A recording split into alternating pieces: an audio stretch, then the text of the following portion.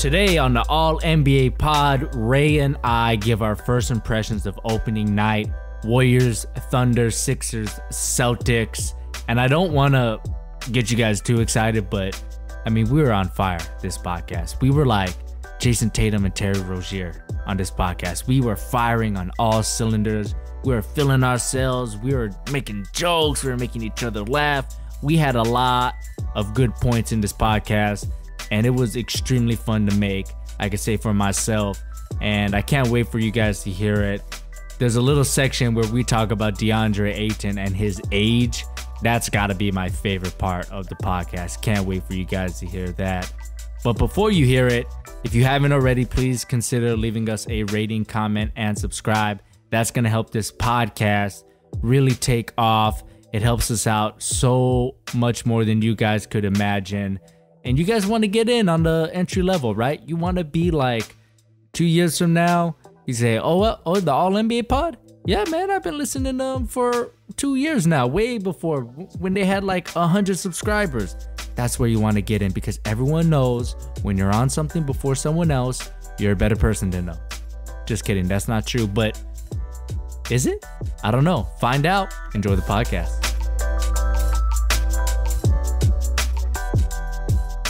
Ray, I got two things. I got an update and I have an announcement. It's technically your announcement, but I got word from the guy who works in Oklahoma City. Remember, we're talking about Paul George's shoe size. Yes. He is not a 12. He is a 13 and a quarter. You should have told me you had sad news. That's how you should have started out. That's sad. It would have been cooler. It's still small. Well, he was balling like he had big feet yesterday, so. Damn, he was balling last night. Definitely was. I thought it was interesting. There's this theory. Bill Simmons has this theory. He's been preaching this theory since the late 90s, I think. It's called the Patrick Ewing theory.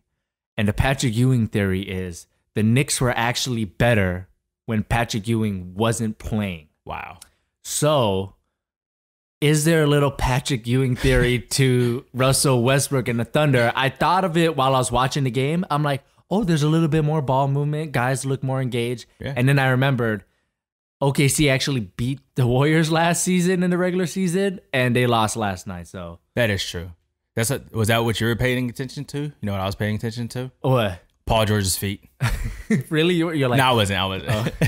You're like, oh my God, is it a size 12? But yeah, that's the news. Still small feet, I think. 13 and a quarter is pretty small. Yeah. Especially for a 6'8", 6'9" guy. But update from our last episode, Paul George does not have the same shoe size as one Isaiah Thomas. Now, the announcement we have to make. The co-host, Ray, is not going to be officially going by Ray anymore. Why don't you tell the people your official podcast moniker?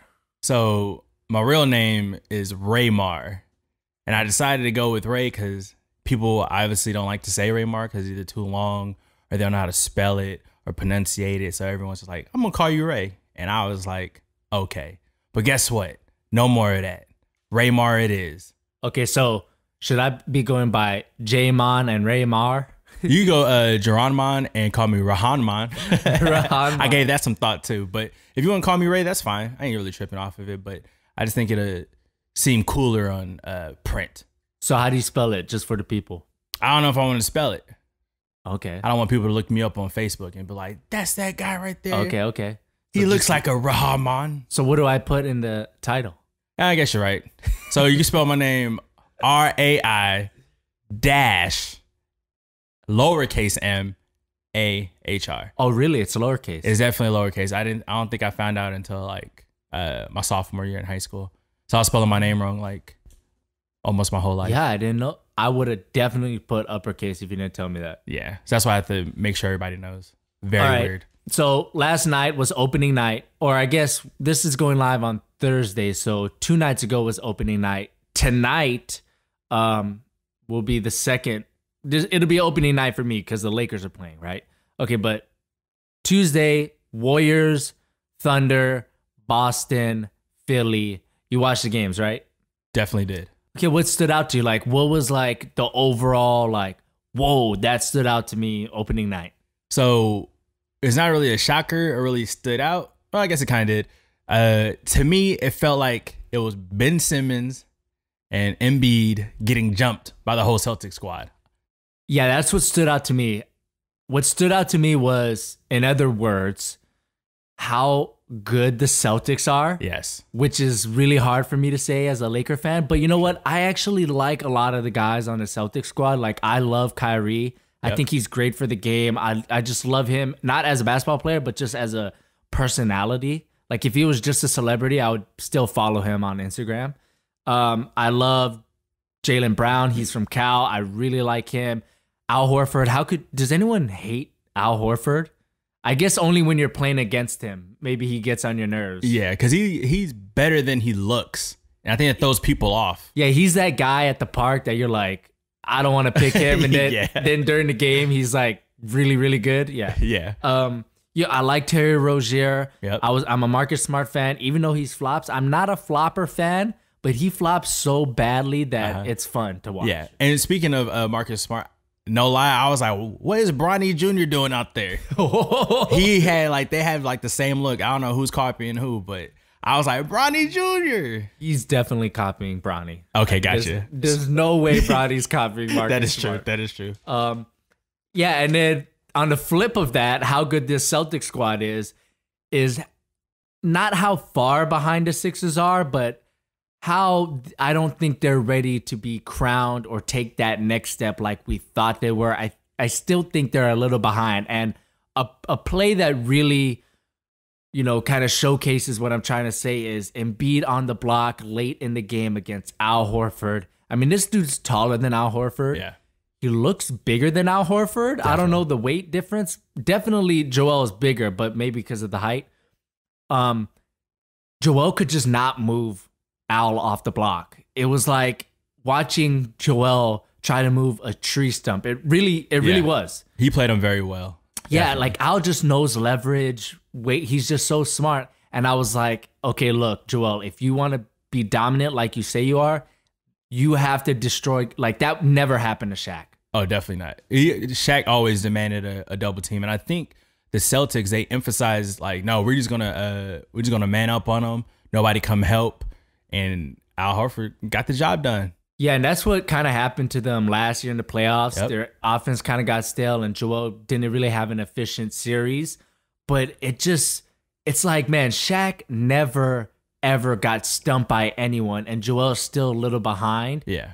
I think maybe to help him, maybe work on that lower body a little bit more, kind of beef up there, because he looks big up top. Yeah, definitely big up top. I don't see a problem there. I just think he needs to understand leverage more. Maybe he needs to get lower. I don't know. But I never played in the post. I'm not a post player. I don't know what the game is like down there, but Joel definitely needs to figure out how to dominate in the post where he does demand a double team so he could open up the floor for his teammates. Yeah, one thing, even though he wasn't being very dominant, I liked his aggressiveness though.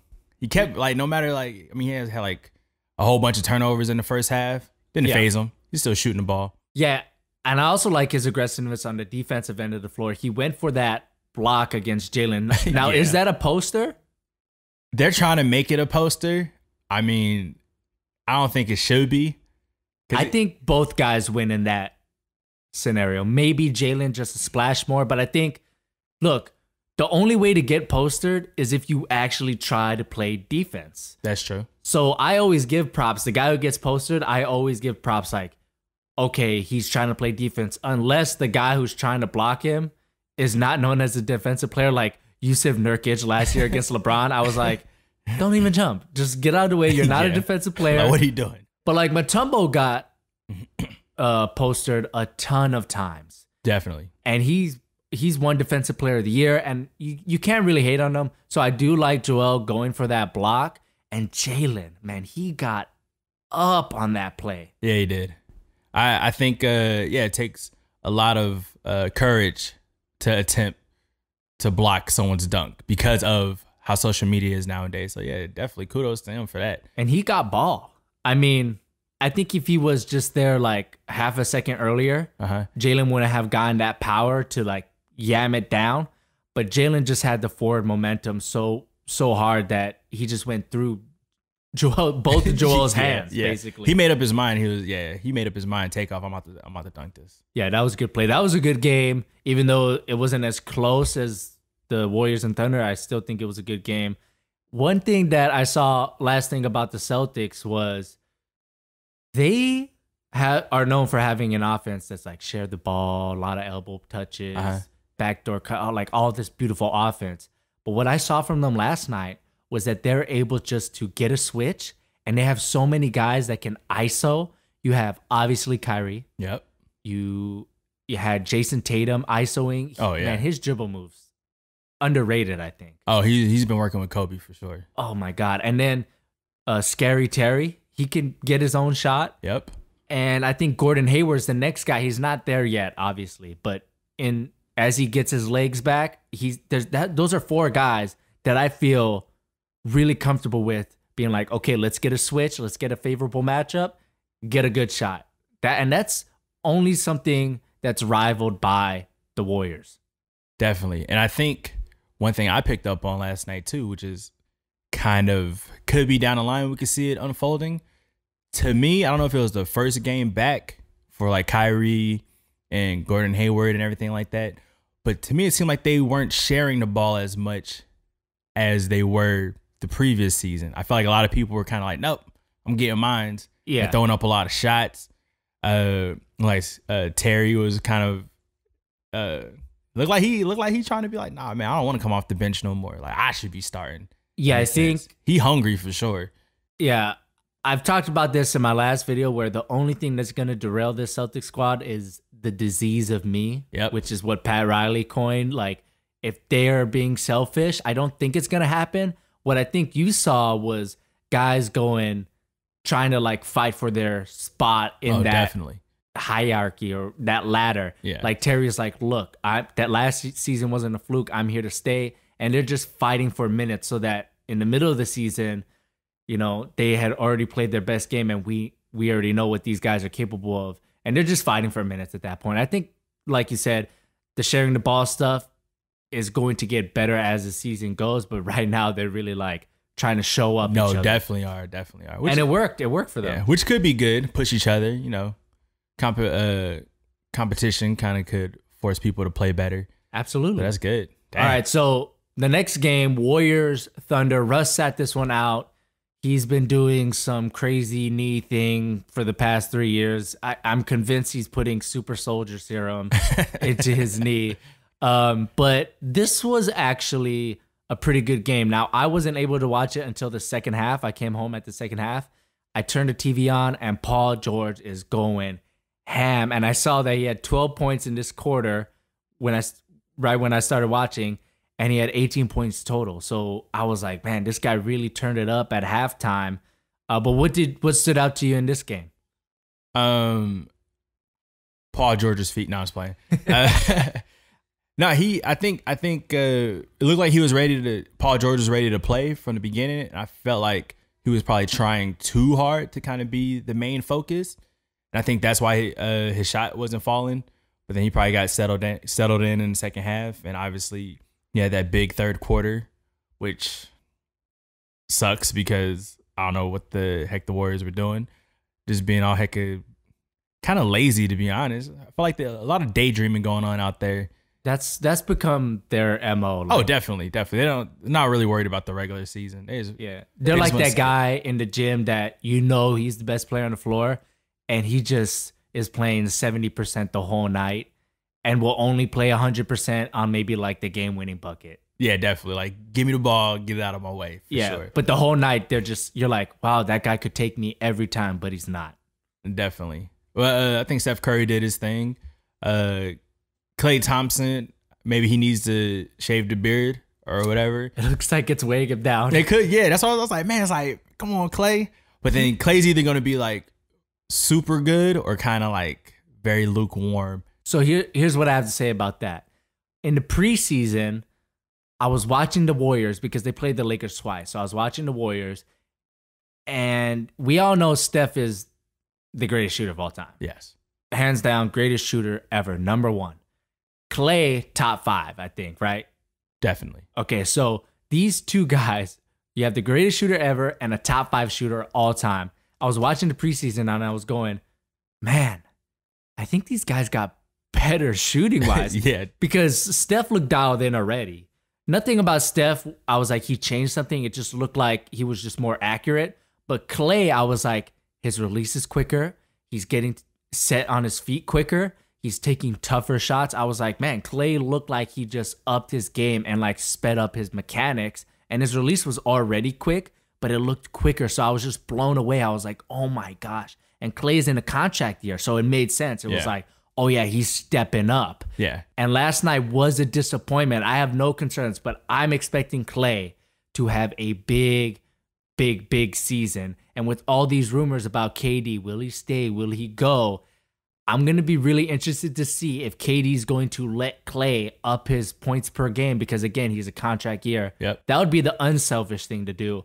Or if KD's like, nah, bro, I'm still 1A on this squad. And I'm just really interested to see that, but I'm expecting big years from the Splash Bros. Well, I think one thing Klay has worked on, seems like he's putting a ball on the floor a lot more, trying to create his own little shots. Usually he just run off the screens, pick and pop and everything like that. But I have the first half for sure, he was definitely looking to create his own shot a lot more than we're accustomed. And I think they're a good brotherhood, and they probably all look out for each other. I'm pretty sure they all know what's up. And speaking of what you talk about, KD, like, nah, I'm gonna get my own shot. I'm 1A. There was a play where he could have easily rose up, pulled up, and took a shot, but he kind of waited for Klay to get around a couple of screens, and open up and shoot a 3, which he missed, by the way. But that was a little bit unselfish because KD was waiting, could easily just rose up and splash. Yeah, I've been really impressed.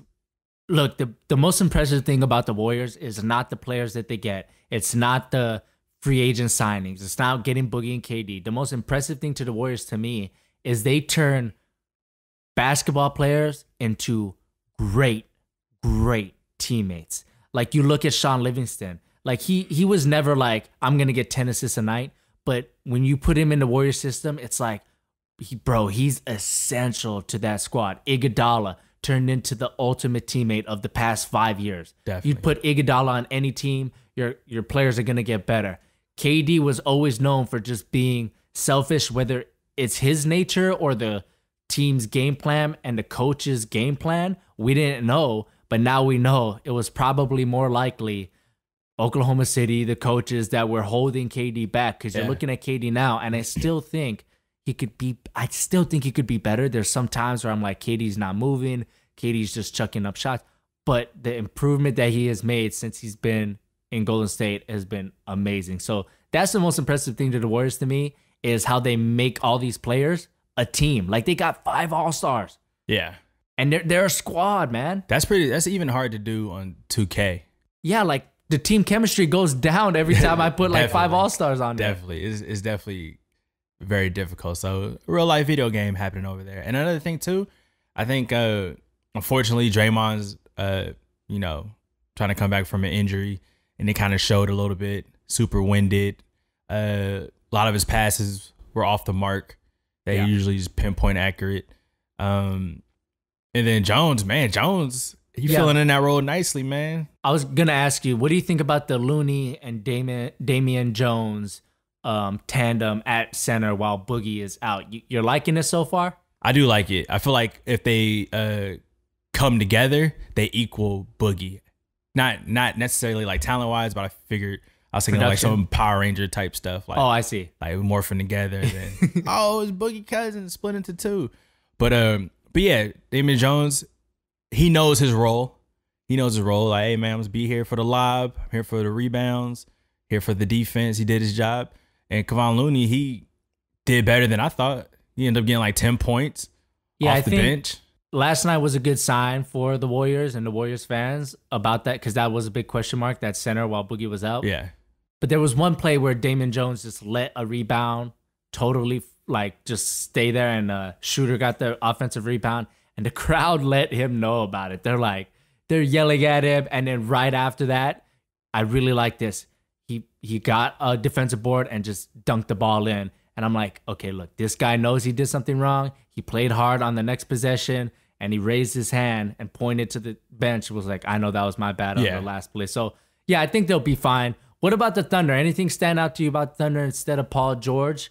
To me, I'm really interested about this Schroeder thing because his hair, right?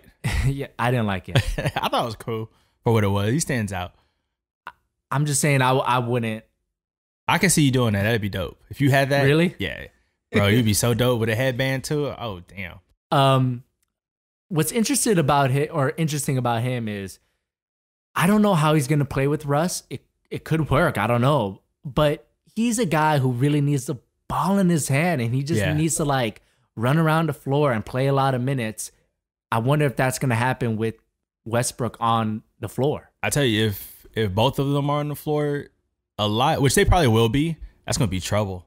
They're both high motor, fast, quick. Gimme, gimme, gimme, gimme. Get out of my way, get out of my way. Yeah, and it could end up being like they're so like each other that they love each other, or it could be the opposite where your greatest enemy is someone like you. You know what I mean? That is the definitely competitiveness. I want to see that. That's something to monitor if you're a Thunder fan. The Schroeder Westbrook relationship. Well, let's see if they have like a super dope handshake before like tip off. That kind of could give it away too. I was thinking about this. I was looking at all these guys. Jason Tatum was going out of the game and he had like a different handshake with everyone. Yeah. And I was thinking, man, these guys are so rich and so all they do is play basketball. They have so much free time. Yeah. Me and you could never come up with a handshake Definitely that intricate. Definitely cannot. We just don't have time for that. It'd probably be 2 moves. Literally, we don't have time for it. And I'm like, that's why these guys have handshakes like this. Yeah. Because what do they do in between practices? Right? Nothing. That has to be a weird conversation though, right? Like, hey man, come here real quick. Like, what's up? Put your hand up. Like, okay, I'm gonna do this. You do that. No, let's not do that. Let's touch our elbows. That has to be. Yeah, they gotta rehearse it. Practice. Yeah, that's dope. Man. But those were our opening night first impressions. Hopefully we could do this again with the next set of games, Lakers, Portland, and I'm blanking out on the other one. I think it's Philly, Chicago. Anyways, we'll try to figure that out. But now we're going to do our NBA season award predictions, the way too early premature predictions. We're going to be going to MVP, Rookie of the Year, Defensive Player of the Year, Sixth Man, Most Improved, and Coach of the Year. And maybe the next episode we'll do the all NBA squads and all defensive squads. But for right now, we're just going to do those individual awards. What do you want to start with? Should we start with the MVP or should we end with the MVP? What do you think? Might as well go ahead and knock out MVP, man. Okay, MVP.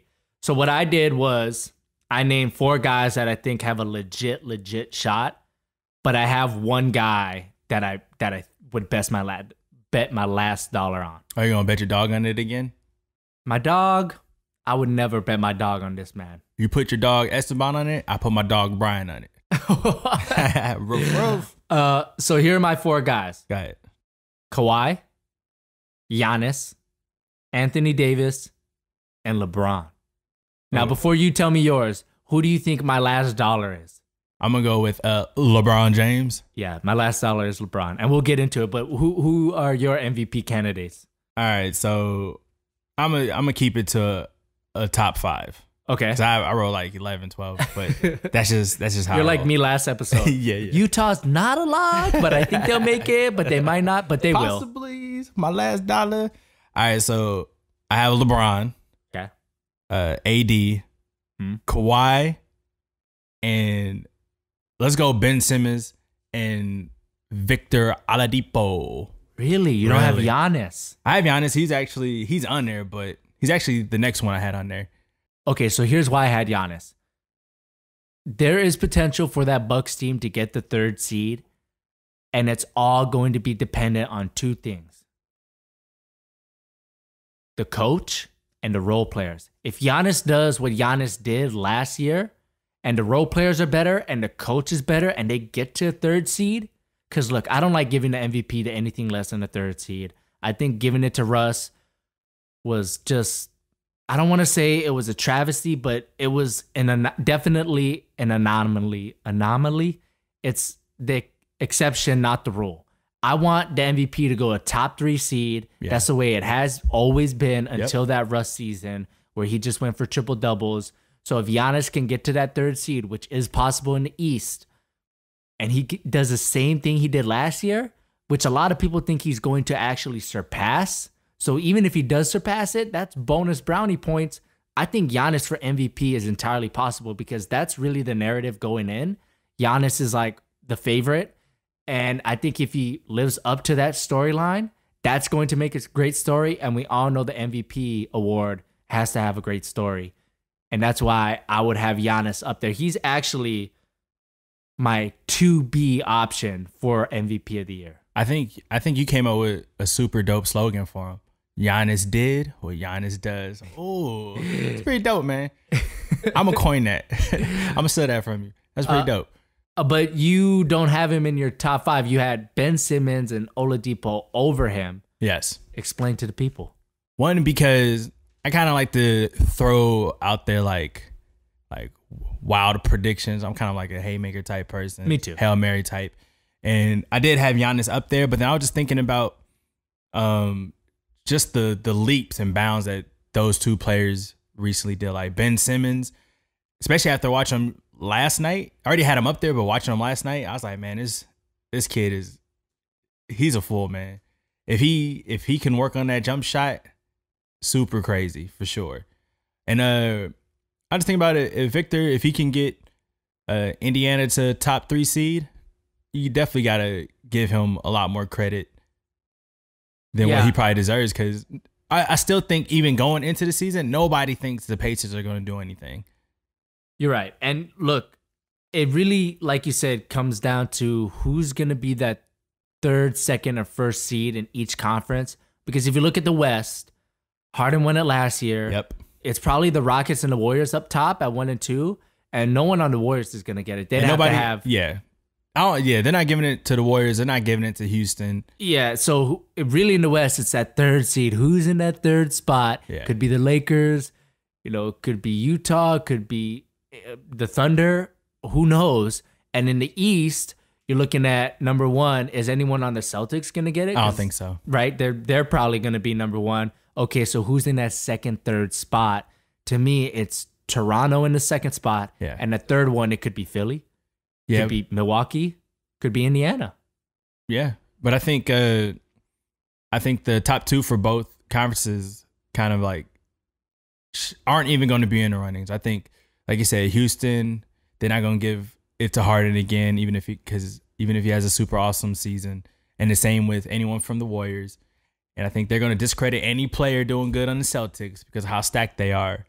And even if Kawhi have a really good season, they're going to be like, well, Toronto was already good. I mean, they were the number 1 seed last year. Yeah. Like, how much more can Kawhi do for Toronto that they haven't done last year? You're right, but it could be a good story. Let's say he really galvanizes that fan base and he really looks like he's into the 6 and he just has a monster year. Oh, this dude just came back from injury. I mean, there's a narrative, the first MVP in Canada.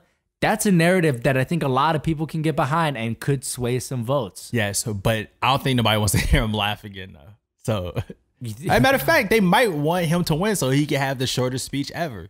That was my next question. What would Kawhi's speech even be like? It would just be like ASMR. It'd just be like him up on the mic like, oh, thank you for this.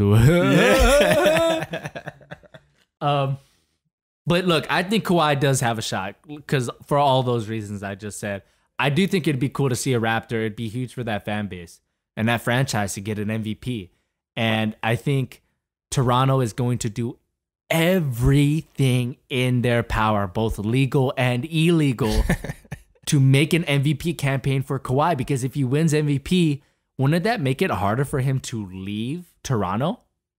Possibly, but then he can have a lot more... gives him a lot more power. Like, I'm an MVP. I can do what I want. I already won an MVP here. What else can I do? We're not going to win a title anytime soon.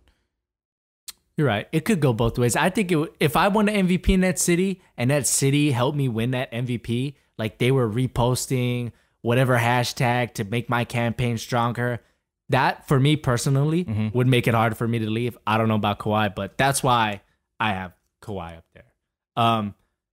Now, Anthony Davis, Yes, you had him on yours? I did. Okay, so I put him on there because I think he's going to have a monster year just because his team is going to rely on him. Definitely. Because now they don't have Boogie.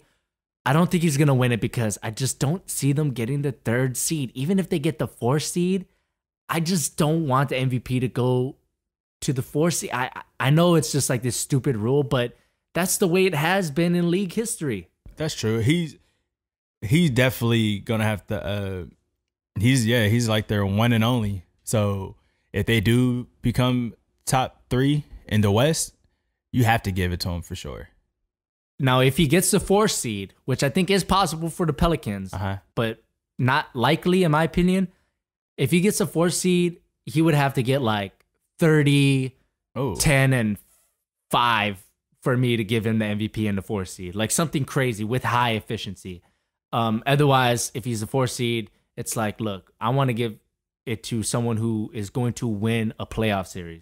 Yeah. Because remember when Westbrook won that MVP, I get what he did. I understand it. He won 1 playoff game. Yeah, but I think his numbers, AD's numbers are definitely going to have to be crazy regardless. And even if they are, I still think LeBron's going to end up winning an MVP. All right, so that is my last dollar bet. And here's why. Obviously, I'm a Laker fan, and it would be great to see him win MVP, but a lot of Laker fans wouldn't want to see him win MVP. Really? If you know, because, you know, Kobe and Kobe only won 1, and LeBron already has 4. Kobe should at least had 2, but yeah, LeBron already has a bunch. But the reason why I have LeBron is because I think they are in play for that 3rd seed. And like we said, they're not going to give it to Houston or the Warriors unless something crazy happens.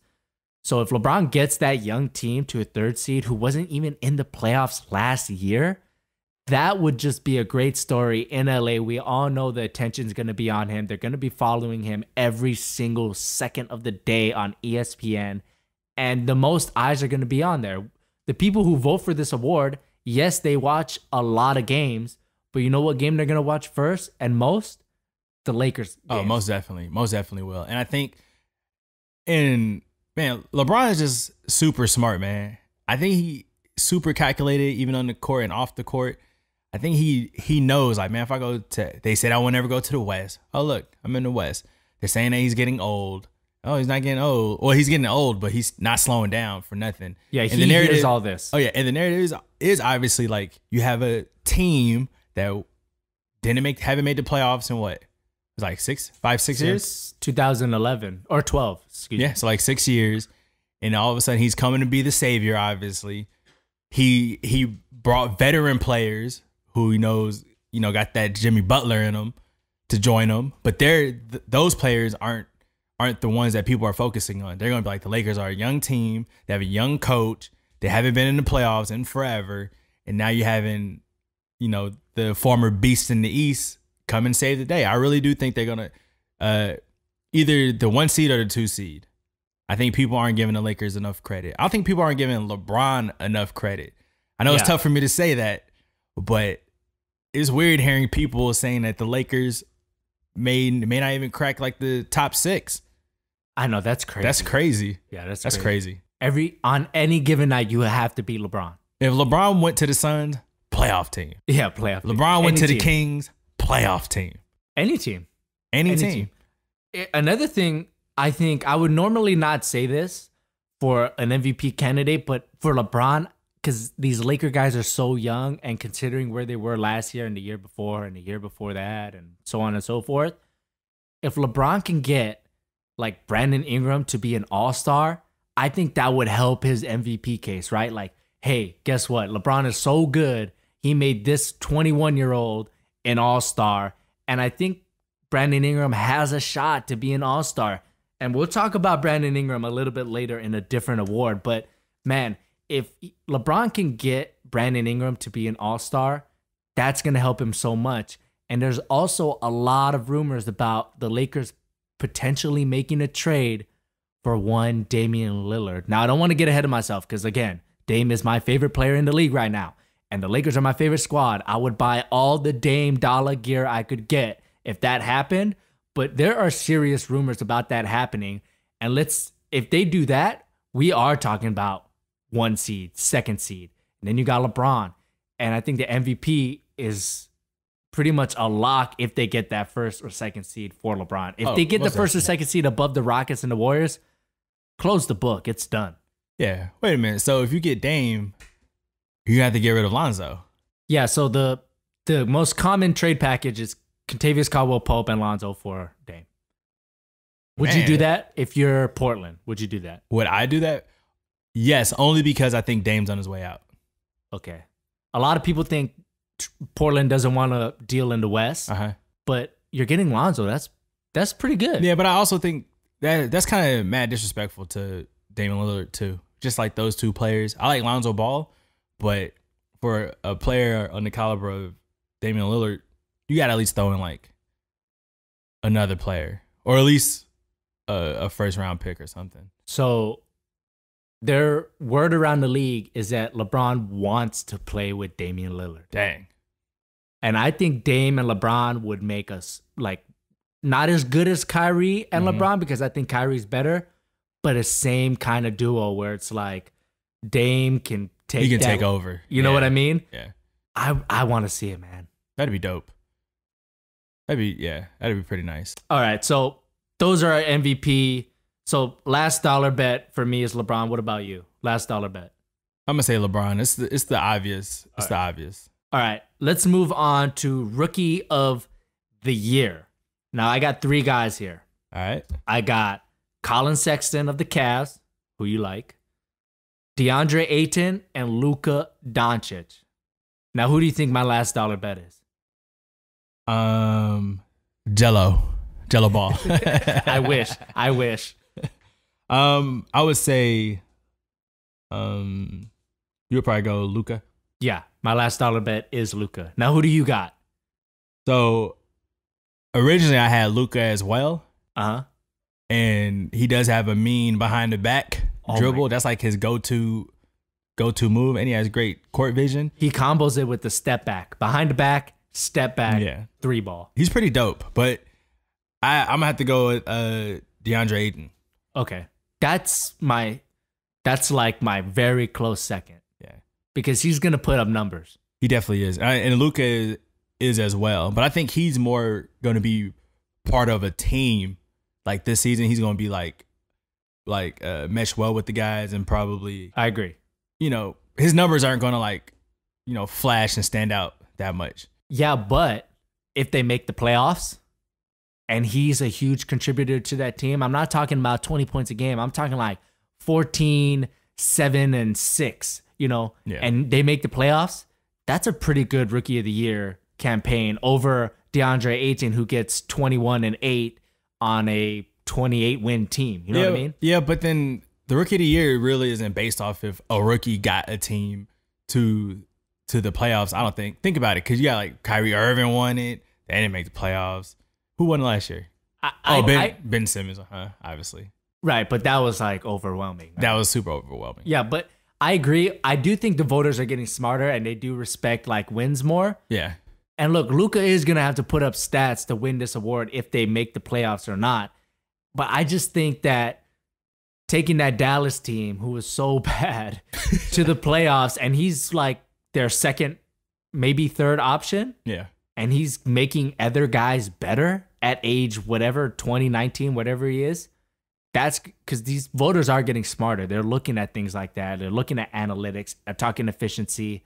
I think that's going to help Luka, but it's going to be hard because Ayton is going to put up like huge numbers. But one thing that concerns me about Ayton is, are we sure he's 19 or 20?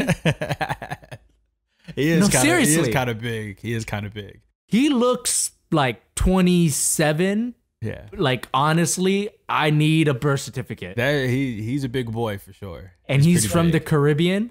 Yeah. Do you say Caribbean or Caribbean? Caribbean. Yeah. That's what it is. Yeah.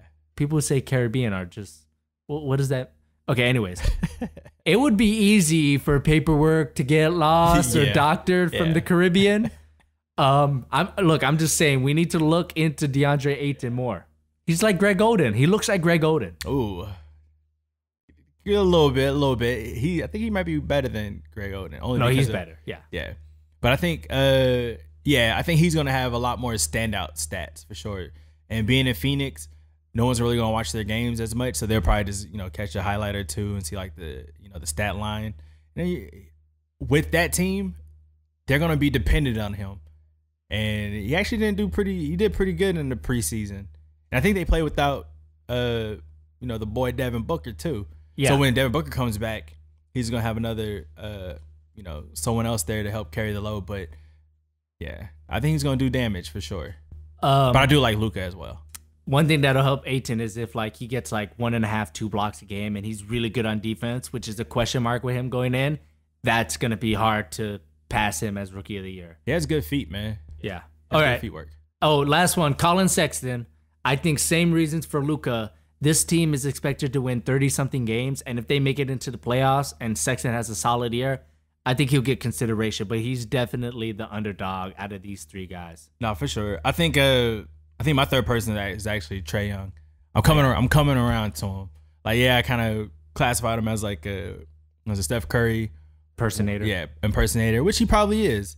Which he actually is. Not a bad thing. It's not a bad thing, but I think he, like you said, for the culture and for like Atlanta, I think he fits well, and I think he's gonna, just him personally, his star is gonna be bigger than what it could have been anywhere else, because Atlanta needs a star and they need somebody to put butts in that seat, and what better than someone who's shooting 30-foot threes on a regular. Yeah, the thing. Look, I think he's going to get counting numbers. I think the efficiency is going to knock him. I think the efficiency won't be there in his rookie year. He's going to figure out how to play with these bigger, taller, longer, athletic guys. I think that's going to hurt him, but I think he's going to be the fan favorite. I think he's going to be the guy you see every night on Instagram who did something crazy. Oh, definitely. Shot a crazy shot. Definitely. I think he's the fan favorite, but unfortunately, the fans don't vote for this award. That's why I don't have him up here. I love Trae Young. I'm buying Trae Young stock, but yeah, me too. I'm coming around. I'll buy some of that stock as well. So, real quick question on him: do you think this season he'll have a 50-point game? Trae Young? Yeah. Yeah, against like the Magic or something, or whatever team passed him. Who passed him? The number 1 Suns. Kings. Maybe against the Kings. Maybe against the Kings. Yeah. In Sacramento. Ooh, maybe I should buy that ticket. They're on Fox though.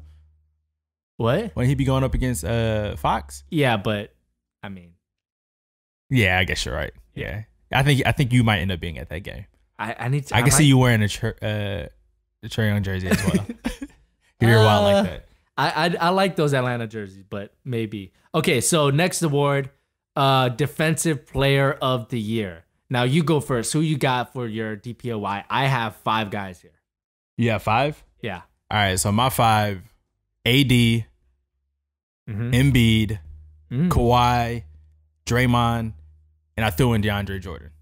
Okay, so I have AD, Kawhi, and Draymond as well. But my 2 guys that I have are different, are Giannis and Rudy.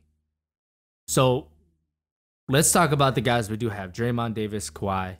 I think it goes without saying, Davis, you're always going to put him in this. Yep. Draymond, same thing. Yeah. I don't think he's going to get it because he's injured. Yeah. He's going to have a slow season, I think. Yeah. Me too. But yeah, I think it's going to be hard for this Warriors team to get awards. And yeah. Voter fatigue and their MO is kind of just to be chill. But you got to throw him in there. Respect to Draymond. Now, Kawhi is an interesting one. If he comes back and he doesn't win MVP, but he has an MVP season. He's great on defense. They might throw him this award instead. You know what I mean? Yeah. Because like I said, everything I said about Kawhi for MVP applies to Defensive Player of the Year. Like, Toronto's they have always backed their guys. Like, when Lou Will was in Toronto, they had a heavy campaign for him for Sixth Man of the Year, and he won that award. So, same reasons here for Kawhi. Now, let's talk about the 2 guys we have differently. You have Embiid and Jordan. Yep. Talk to the people. I think Embiid, he already mentioned that he wants to be the first MVP and Defensive Player award winner. You didn't have him in your MVP, though. What was that? You didn't have him in your MVP, your top 5. Yeah, I mean, I don't think he's going to be MVP. Okay. But that's what he wants. Okay. He's definitely not. I think Ben Simmons should win MVP over him any day, honestly. But I think with that ambition is going to carry him, and he's kind of like a true center. Like, he's in there, he's going after. Obviously, like last night, he's going after all the blocks. Yeah, he's playing defense for sure. And I just think with DeAndre Jordan, that's like his only role on the Mavericks. Just play defense, get rebounds, put back dunks, and that's it. And I think that's what he can solely focus on. And what scared him from joining them last time, what kept him inside the home last time was, I don't think he wanted to be like the main focus and the main star. And I think with the team that's around him now, he could play his role, and his role is defense and rebounds. Yeah, and they're a bad defensive team. They were last year. So if he brings them up top 5, top 10 in defense, that's going to be good for him. And he has been on the All-NBA defensive team before. Yeah. So he's no stranger to it. Yeah, and as for Embiid, if he had blocked that shot last night, I would have been more on your Embiid bandwagon. But he's already starting behind, at least in the minds of the people. Like, if he blocked that shot, we'd be like, Embiid for Defensive Player of the Year? But he kind of did block it, though. Yeah, he did kind of block. Does he get a block for? He gets a block for that, don't he? Does he? Or does he get a tip in? I'm not sure. It might just be a deflection. Man, that's crazy. I got to look that up. All right. So my other 2 guys are Rudy Gobert and Giannis. Now, for Rudy, I just think Utah is going to be the best defensive team in the league, at least top 5, at least. Easy. And he's going to be the anchor. And if Utah, which it is possible for them to get the 3rd seed. That's what I predicted. Right? That's going to help Rudy. Yeah, and he's just so good. Like, on 2K, he's just don't even drive in on him. Seriously. Now, my last one, Giannis. Now, I talked a little bit about if Kawhi doesn't get MVP, they might throw this lob to him. Same thing for Giannis. If Giannis doesn't get the MVP, they might throw this to Giannis just to give him an award because, you know, Milwaukee, new arena, new coach, all that stuff. Giannis is getting his own shoe. The NBA is going to want to really puff him up a little bit in the minds of the general public, and it might give him this award. That's why I have him on there. That's good. They actually, I can actually see that now because I think the NBA, as much as they don't admit it, they have a small market team problem because stars obviously leave to go to the bigger ponds and everything like that. I think Giannis is on record saying like, nah, I want to stay here in Milwaukee. I want to build my legacy here. It's a team that drafted me. I want to do all that I can for them. I kind of like a little Russell Westbrook type of mentality and stuff. So in order to get stars like that to stay in the cities that they're in, you do kind of got to throw them a little bone. Like, look, see, you can win defensive player in here, over here. So, yeah. And he's actually is pretty good on defense, too. Yeah, so my last dollar bet would actually be, this is hard. This is one of the toughest categories for me. I don't feel completely confident, but if I was forced to make a bet, I would actually go with Giannis or Rudy are my 2 guys. Nice. What about for you? Last dollar bet. Oh, AD, for sure. AD? Okay. Yeah. All right, let's move on to most improved player. I only have 2 guys. I bet I can guess them. Go ahead. I already know you probably got Brandon Ingram. Yeah. And then your other person would be, we go Jason Tatum? Nah, I got Jamal Murray. Oh. So let me talk about Jamal Murray just a little bit because I think this Nuggets team is ready for a leap. I think they're a top 5 seed in the West. If they get the 4th seed, that's going to be great for Murray. I think he's ready to make the leap. He annoys me as a Laker fan because he really talks trash. Yeah, he does. But I got to respect game where respect is due. He's got game. And I think that if he becomes like a 20 points per game, look, the thing that's holding me back is they got Isaiah on the team. They got a lot of great scorers. Yeah. But if he has a high efficient, like 18 points a game even, like he shoots 40 from 3, I think that's going to help Jamal Murray. And if they get a lot of wins, I think they're going to be a great regular season team and not so good in the playoffs. This is a regular season award, so that's why I have Jamal Murray on here. As for Brandon Ingram, I think he's going to be a fringe all-star. All-star, I wouldn't bet on it, but fringe all-star, I think it's going to be right there. What has really impressed me is how good he is at getting to a spot. And these playmakers like LeBron and Rondo are feeding him the ball in those spots, and he's getting good looks. And the thing about him is he could score a lot of points on very low amount of shots. And in an age where analytics and advanced stats are all the craze, the efficiency for Brandon Ingram is going to be through the roof. I could easily see 18 to 20 points per game on like 12, 13 shots. I think this goes to credit LeBron. Like I think LeBron being there, LeBron's like bigging him up for sure. Yeah. I think anybody else in that team, LeBron's bigging him up the most. And I think he's messing with his psyche. Like, man, you supposed to, you about to be my new Robin for sure. And I think Brandon Ingram was stepping up to the plate because he's basically, when he was drafted, he was known as like the poor man Kevin Durant, basically. Yeah. And even Kevin Durant was on record saying like, nah, Brandon Ingram is better at this age than I was at his age. He did say that. And I think he probably just lacked confidence because he had all that, he had a lot of pressure on him. I think LeBron coming there and having all those other veterans is taking that pressure off on him. And it looks like he's there for the taking for sure. I think he's definitely going to win most improved.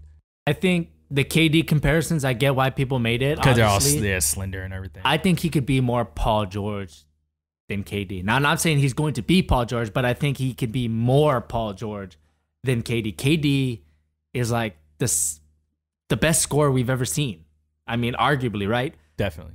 I don't think Ingram has that potential. I think Ingram has the potential to be a good scorer like Paul George, but really a versatile two-way guy, I think. You think Ingram could play defense? Yeah, but not in the way that Paul George is. Like, Paul George is just a defender. I think Ingram is so smart, he can use his length to his advantage. Like, he's not going to out-strength or out-hustle guys, but he's so long that he's going to get a lot of deflections, tips, blocks, and rebounds. I could definitely see him averaging 20 a game for sure. I mean, yeah, he got 16. 25 and 5. For sure. I think he got 16 last year. Yeah, I think he's definitely making that leap. Who do you have in this category? So I have Brandon Ingram, and then I also had Jason Tatum. I think his confidence is crazy through the roof. I know. Like he looked like the star on that team with all their starters on there. He was the one like, nah, give me the ball, get out of my way. I think a couple of times he had the ball. He was an ISO. Kyrie was calling for it, and he was just like, nah, I got this. Locked in. Like, I think he can get much better than what he was last year. Yeah, it's hard for me to admit this. Everything you said about him is true, but I have some concerns. He has a shoe. So Nike released all the PEs for opening night, and his shoe was inspired by his son. And he said, my son isn't old enough to color yet, but if he were, this is what it would look like. Bro, first of all, how do you know what colors your son likes? Like, that logic didn't make sense to me. And you know what he nicknamed his son? Crayola. No, Deuce. That is, the look on your face is flat. That's just an awful name for a child. Deuce? Deuce. Like, hey, I'm going to go take a deuce. Exactly. So I'm like, this guy might be a baller, but he might not be smart. Hey, you don't need to be the smartest person to be a good baller. He's definitely most improved basketball player, but not most improved parent. The MIP doesn't stand for parent. And I think, I don't know if he could count for it, but I'm betting on Miles Turner to have a pretty big season. Oh, yeah. I was going to put him too, but he just signed a huge deal, and I don't like betting on guys who just got paid. You know what I mean? I feel it. I think he needs to be that second option for Indiana, and hopefully, that new deal doesn't deflate him. Yeah, and he's in shape this year, so that could work. But yeah, most improved, that's a weird award, but those are the guys we had. Anyone else you want to name in this category? Nah. Okay, so now let's go to Sixth Man of the Year. Here are my 4 guys. All right. I have Tyreek Evans. Whoa. Lou Will. Okay. JJ Redick, which is a weird one because he's not starting, and Eric Gordon. Who do you got? So I'm assuming that Rondo's coming off the bench. Yeah. I got Rondo. Okay. And I think D-Wade's actually coming off the bench. Okay. Maybe he might pull a Carmelo Anthony and be like, nah, I ain't coming off the bench.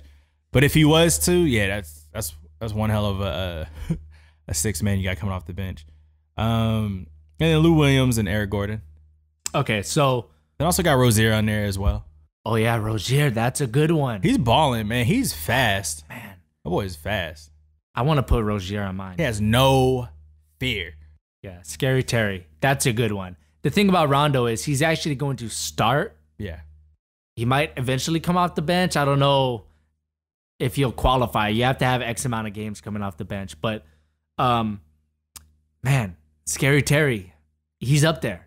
Because the Celtics squad got to be awarded some way. That might just be the way, right? I think Danny Ainge is looking at Kyrie Irving and be like, hey, you better be getting me 20 points or, hey, you getting traded at this deadline, bro. Interesting. Yeah, okay. My last dollar bet instead of Terry, it might be Terry now, but before that, you said that because I forgot, was actually Tyreek Evans or Lou Will. Because I think Lou Will, I mean, that guy just can score. And I think the Clippers are going to be in play for the 8th seed. But Tyreek Evans, he had a really good season last year. He kind of came out of nowhere, and now he's on a playoff squad. His numbers might improve. That's why I have those two guys up there. What about you? What is your last dollar bet? You know what? I'm going to go Rozier because I think he's obviously going to have to come off the bench with the stars they have on that team. And when he comes in, he's going to be the Energizer Bunny, and he ain't going to have no fear because, I'm here to shoot, take over, and I think he's going to be shooting lights out. Yeah, that's a good bet. And he plays good defense, too. Yeah, he's just a baller. All right, last award, Coach of the Year. Who do you got? I got the obvious answer. I got Brad Stevens. Yeah. Quinn Snyder. Luke Walton. And my man, David Fizdale. Oh. Okay, so I have Brad Stevens and Quinn Snyder. Those are the two guys I had. I should have put Luke Walton on there. That's a good pick. They might do that for LA. Yep. But I'm going to go Brad Stevens because this dude should have won last year. He sure should have. Yeah, definitely. And wasn't there that coach vote where he didn't get any He didn't votes? get it because a lot of the old heads basically don't believe in a young coach like that should get it before somebody else who deserves it. That makes me legit angry. F that, bro. That. Did you see what he did? That just really upsets me. This dude, and he's a nice guy. What if I wonder, that made me question him. Is he just not nice to other coaches? He seems like a great guy, family guy. I'm like, why are his peers dogging him like that? I think it's just kind of like the Oscars. I mean, they do in due time. They want to give it to the ones who's been there before and probably should have got it a couple years prior. He'll definitely get it this year. Kind of like earn your stripes type thing. In a sense, for sure.